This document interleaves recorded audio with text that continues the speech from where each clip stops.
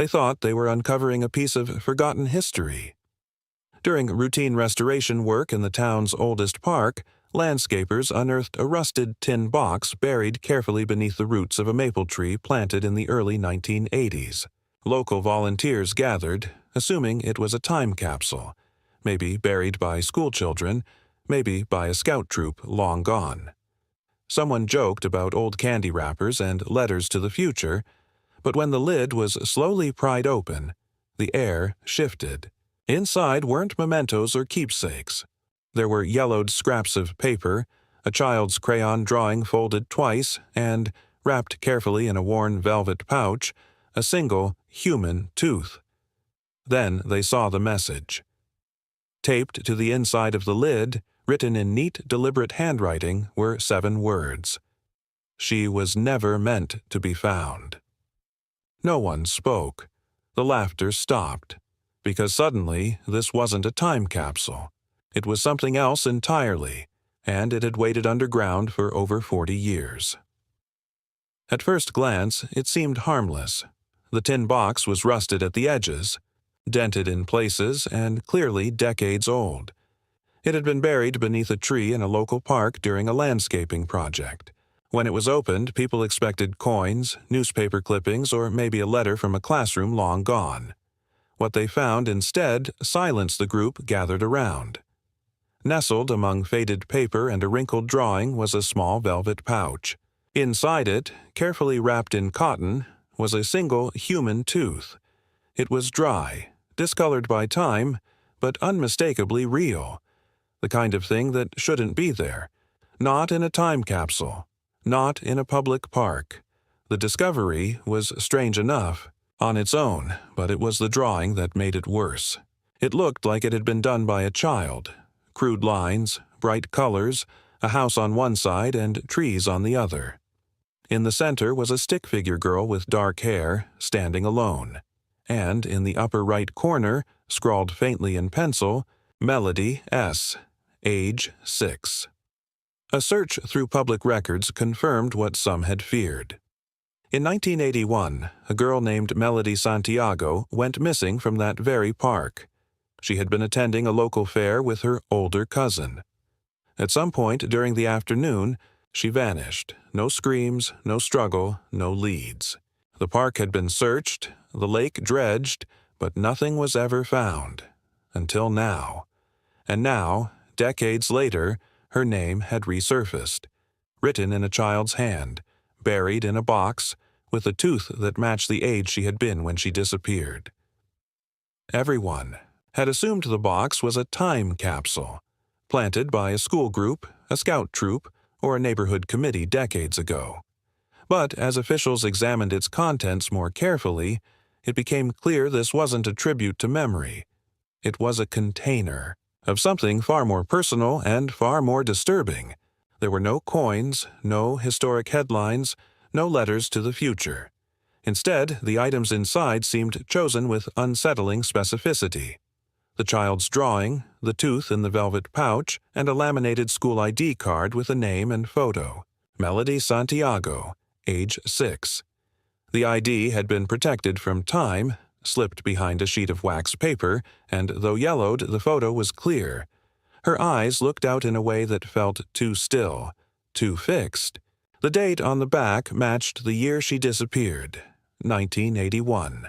There was no explanation for how her belongings ended up under the tree. The tree itself had been planted in 1982, according to park records, by a volunteer group after the fairgrounds were redesigned. That meant the box had likely been buried intentionally, after she was already gone. But by whom? And why? The handwriting on the drawing matched the name on the ID, but the note taped to the lid had been written in a different hand. Older, firmer, and unsettlingly direct. It read, "She was never meant to be found." It wasn't a message to the future. It was a confession, or a challenge. Something about the box felt like it had been waiting, not for time to pass, but for someone to find it. Like a story deliberately paused and left in the ground. One that had never really ended. Folded beneath the school ID and tucked behind the child's drawing was something that, at first, seemed like just another piece of paper. But when it was gently unfolded, the waxy texture and color gave it away. It had been drawn in red crayon. The markings were simple, the kind a child might make when trying to remember how to get home or where something important had been hidden. There was no legend, no writing, only rough lines and simple shapes. A tree, a bench, a winding path, and near the corner a red X pressed harder into the paper than the rest. Investigators compared it to a current map of the park, and slowly the features began to line up. The tree that had grown above the box was marked clearly. A short trail once ran nearby, long since removed, but the old bench was still there, now overgrown and moss-covered. Following the map, they reached the spot marked with the X. It was close to the creek, hidden just beyond a row of thick bushes. At first, nothing seemed out of place, but as the soil was disturbed, something emerged. A small scrap of fabric, buried shallowly, aged and stiff with time.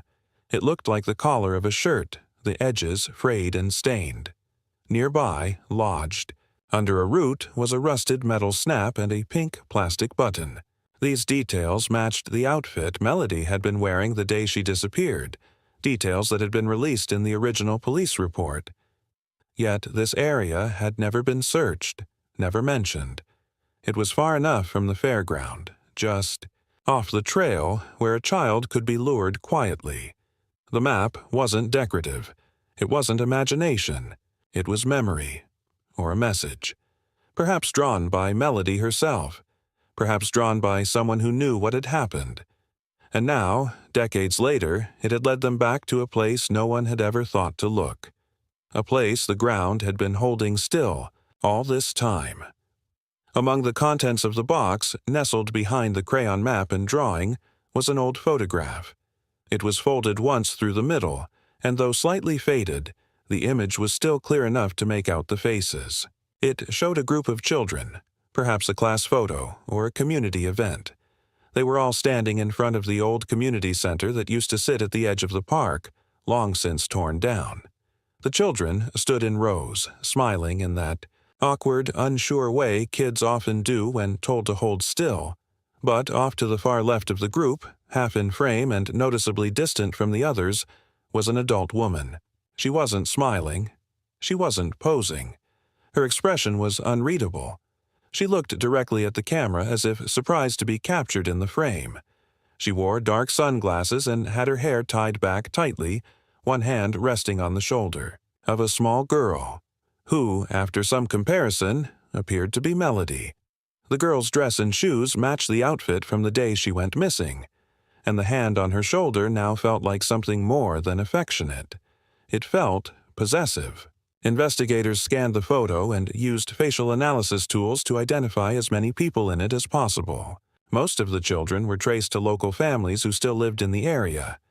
But the woman, she didn't appear in any staff lists, school rosters, or community volunteer archives. It took days before someone finally recognized her from a high school yearbook. Her name was Lena Whitmore.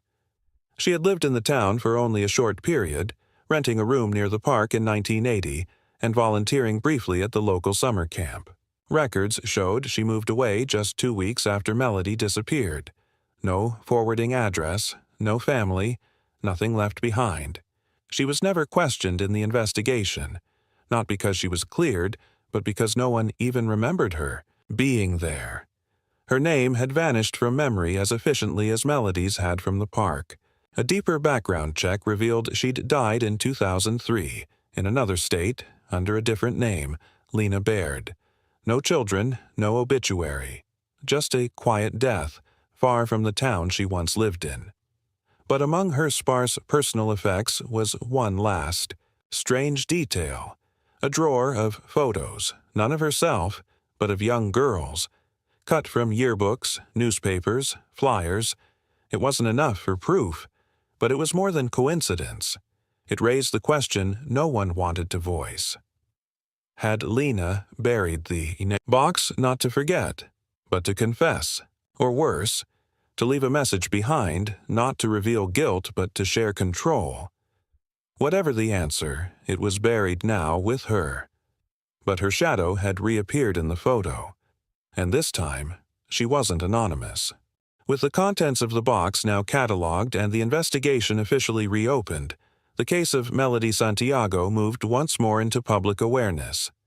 News outlets began to pick it up, referring to it as the buried confession.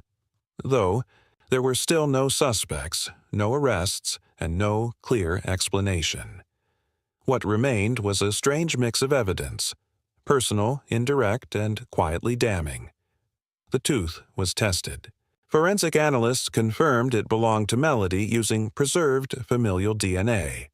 The velvet pouch it had been stored in contained traces of her saliva, confirming it had been lost naturally, like a baby tooth, then preserved.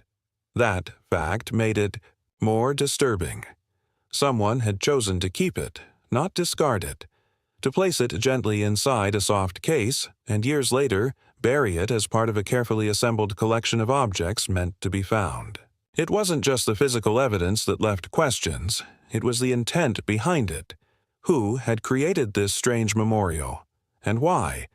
There were no fingerprints on the envelope, the tooth, or the ID card. The laminated ID was old, the photo grainy, but untouched. Experts said the way the box had been packed indicated care, not panic. The items were arranged purposefully, even gently. The note itself, "She was never meant to be found," could be read in two ways, as a warning, or as guilt. Melody's parents had died in the 1990s, both never knowing what happened to their daughter.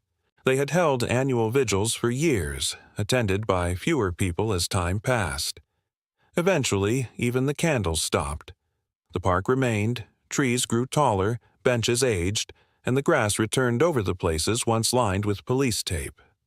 And, beneath it all, the box had waited. No one knew exactly when it had been buried, but one detail stood out.